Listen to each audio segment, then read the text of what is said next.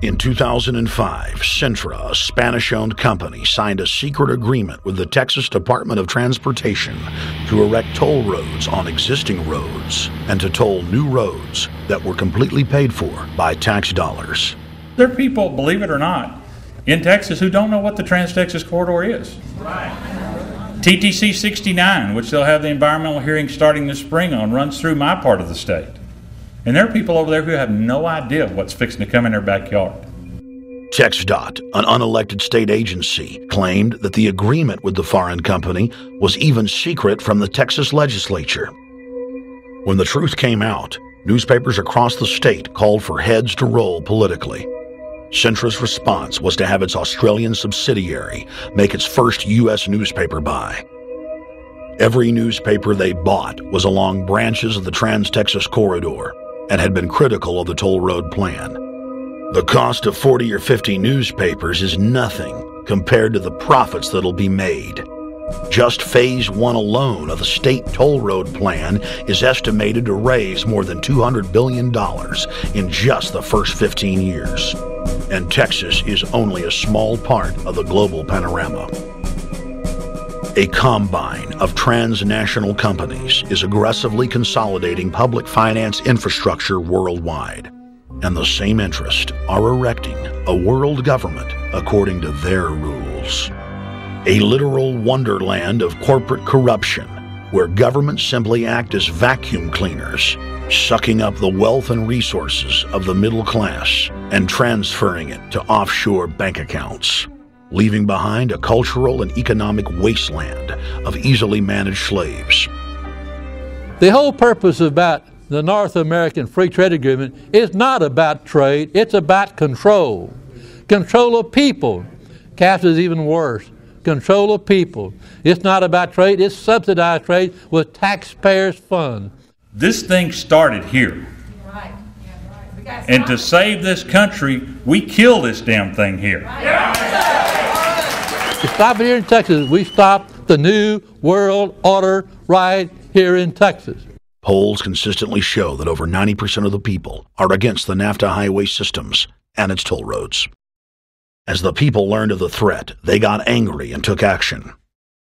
Our ranch is part of the original Spanish land grant, and I would love to not have to give it back to Spain.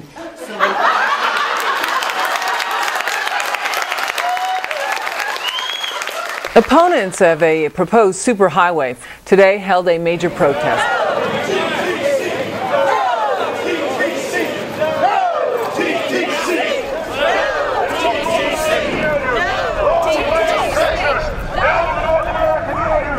A majority of Texas counties have voted to resist the plan for a North American Union and have vowed to block the construction of its infrastructure.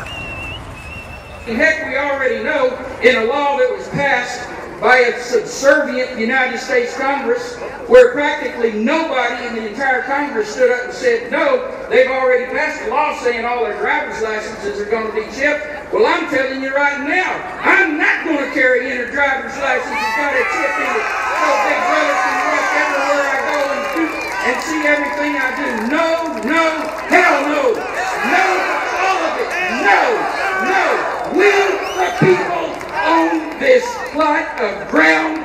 We, the people, own those trees there. We, the people, own our beautiful Texas, and we are not going to let a bunch of crooks and robber barons take our beautiful Texas away from us. Hell no! Hell no! No, no, no!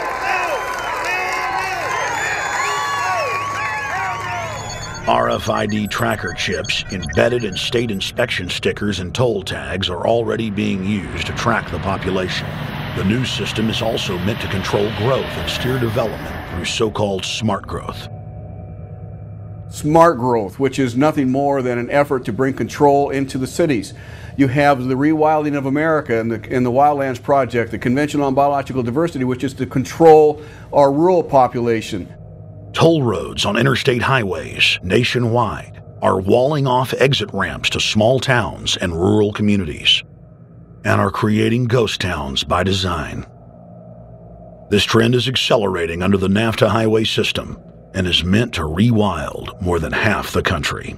All of these things are designed to bring more and more control to bureaucracies rather than to the independent individual, the sovereign individual of this nation. What brought me into this whole discussion was the fact that while I was doing this multi-million-dollar research effort in the 1980s and early 1990s, I became aware of an agenda basically to lock up one half of the United States into wilderness corridors and reserves. What's called the Wildlands Project, but it was also a key cornerstone of the United Nations Convention on Biological Diversity. It was during that study in which I began to realize that this was not an effort to protect the environment, but an effort to control you and I. They were dividing the United States up into little compartments in which they would rip out roads, which they would rip out whole communities and put them back in the wilderness. The federal highway system was designed by Pentagon war planners in the 1950s to serve as a rapid deployment conduit to move ground forces for the defense of the United States during invasion. The unconstitutional Northern Command is now using the highway system as a force projection matrix to dominate populations across the United States. Through federally funded emergency command centers, county and city governments are being quietly federalized nationwide. Billions of dollars per city is being spent to install millions of surveillance cameras. Every town and hamlet, no matter how small or remote, is surveilled. License plate reading software tracks Americans' movements wherever they go. New systems are being deployed that scan your face, read your lips, and analyze your walk. Under the treasonous Military Commissions Act, American citizens can be secretly arrested, stripped of citizenship, flown to offshore torture camps, and secretly executed. Under Section 802 of the Patriot Act, all misdemeanors are considered terrorism. Federal police squads called Viper Teams randomly force Americans to line up and show their papers. From the sidewalks of Miami to the subways of New York to the streets of Houston, Texas, citizens are being searched by heavily armed gangs of paramilitary police.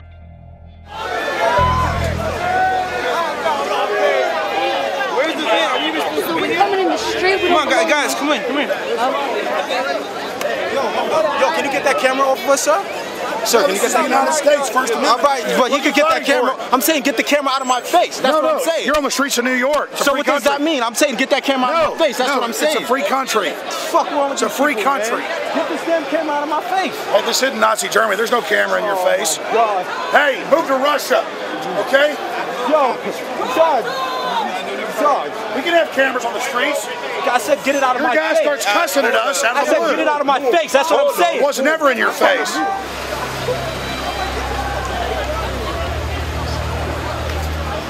Yo. Long before 9/11, the Pentagon was aggressively violating the federal law that bars the military from policing the American people. Coast to coast, for more than 2 decades, teams of troops would just appear out of nowhere and randomly stop cars and search pedestrians.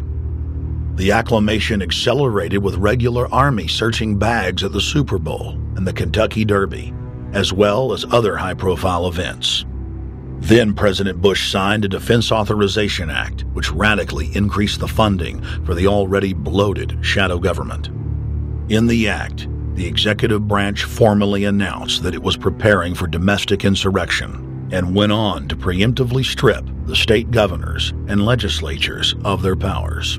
The federal government is openly announcing that it is the only authority as it treats the people and the states as enemies.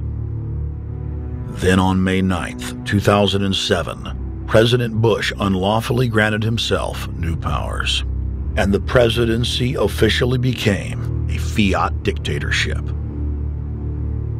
In the past, continuity of government has been shared by the legislative, judicial, and executive branches of government. Now, all power resides with the president for the smallest of reasons, including, in the document's own text, any incident in the world, regardless of location, that affects population, infrastructure, environment, economy, or government functions can trigger, at the president's will, total martial law.